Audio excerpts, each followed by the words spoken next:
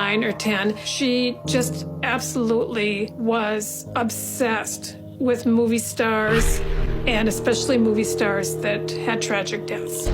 She would research the people in the movie, and if somebody died young, she would do more research.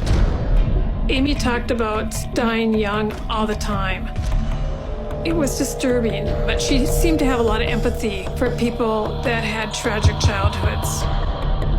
And I don't know where that comes from.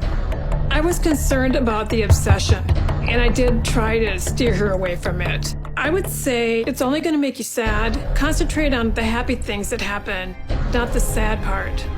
My wife would let me know what was going on, what she felt about all these young people dying at an early age, and I thought, well, I don't really know what to say about it. Amy had a charmed childhood, and I think she would agree. So it is a little bit bewildering why she would be so interested in movie stars that died young. I couldn't help Amy. I wanted to shield her from tragedies like that. It was a little odd when she started talking about Jack Pickford. She was in love with Jack Pickford. He was her first crush. She had to have been 10 years old. I wasn't home a lot, but when I was home, I did hear the name Jack Pickford a lot. I didn't know anything about Jack Pickford until Amy told me.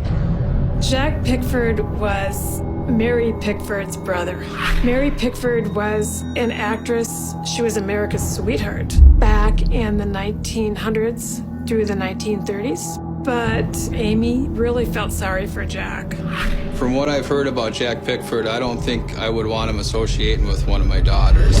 He's been portrayed as a wife abuser, an alcoholic. Supposedly he died of syphilis.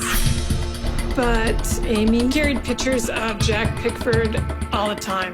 I found it really strange that Amy was so enamored with Jack Pickford. He's not the kind of man, from what I heard, that you would want your daughter associating with. Amy would get so upset when she would read something or somebody would say something, somebody's blog or something on the computer, and she would go, "That's just not right." She goes, "I'm so mad. How could they say that about Jack? They don't even know him." It was extremely bizarre to have a 10-year-old defending a man who has such a reputation. At first I thought Amy's fascination with Jack Pickford was just a phase, but then I discovered that it was much bigger than that. When